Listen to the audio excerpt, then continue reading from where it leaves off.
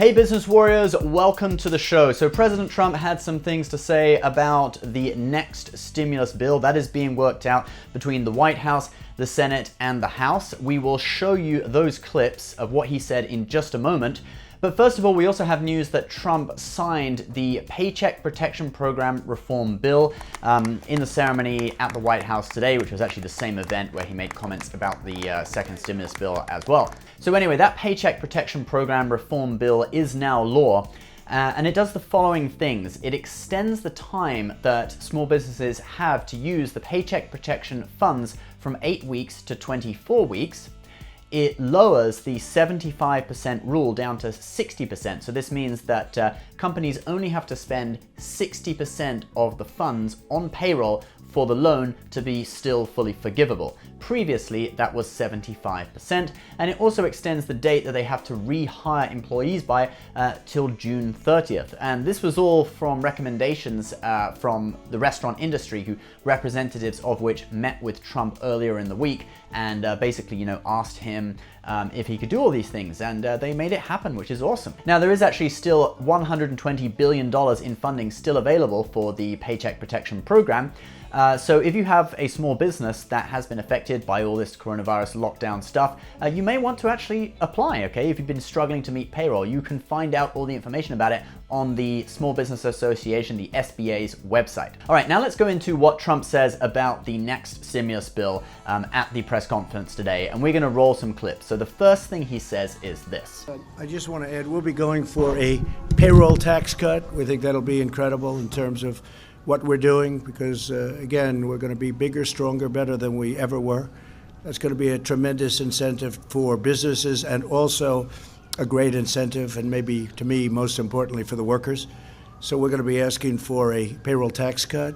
So if you don't know, payroll taxes are paid by everyone on W-2 salaried income here in the US, with 7.65% paid by the employee and 7.65% paid by the company they work for. Now, if you are self-employed, so not W-2, you actually have to pay both sides of the tax, so you end up paying 15.3%. So thus cutting payroll taxes would really benefit people who are going back to work, and it would also benefit the people who've been working the whole time, which is kind of what they've been saying about some of the proposals, like a back to work bonus. Some of the people working the whole time have been like, hey, we've been working this whole time, where do we get a bonus, right? So it benefits those two groups of people. Who it wouldn't benefit would be people who are still claiming unemployment, who are out of jobs, but kind of the whole point of it is to provide an incentive to get people back to work. So I guess, that's kind of the way it works. Another group of people who it wouldn't benefit would be people who are retired or who don't work for another reason, like a disability or whatever, because they don't pay payroll taxes anyway.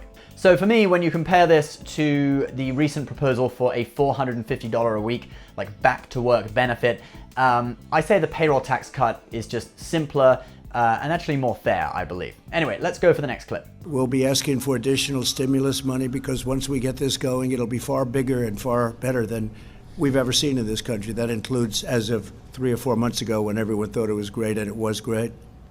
Now in this clip, is he talking about a second stimulus check? I don't know, since there are so many things in these stimulus bills that could be referred to as stimulus. It's hard to really know whether he's talking about a second stimulus check here, so I'm kind of erring on the side of probably not. All right, let's have a look at the next clip. He talks about some help for the restaurant and entertainment industries. We're going to be doing things for restaurants and various pieces of the entertainment industry, which will be an incentive, whether it's deductions or whatever, but Steve Mnuchin's going to be working on that because the restaurants will be a little bit harder to come back.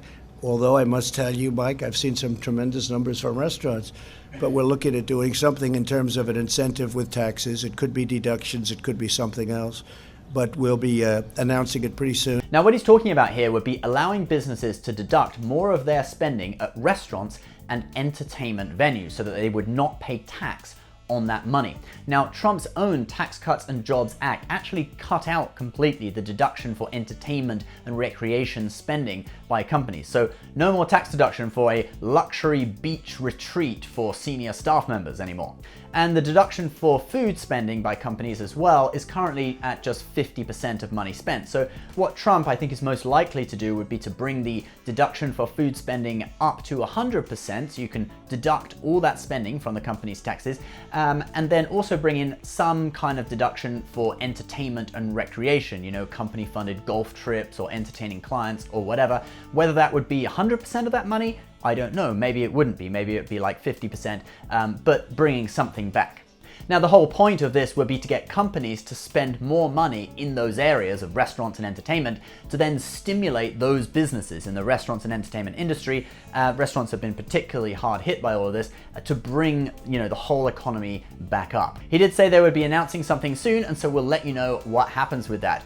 Thank you so much for watching, guys. If you want to get 2 free stocks for signing up for a brokerage account with Webull, link for that is below. It's a really good app. I personally use it.